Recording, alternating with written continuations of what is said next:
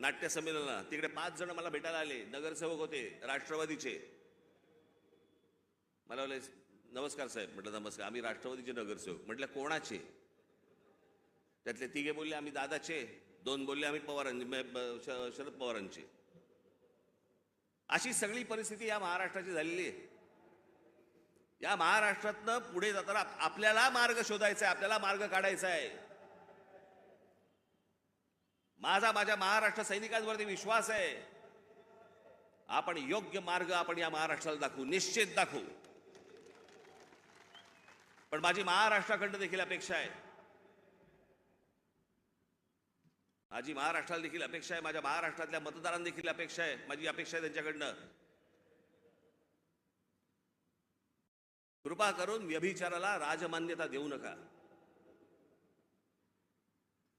ज्या प्रकारचं राजकारण या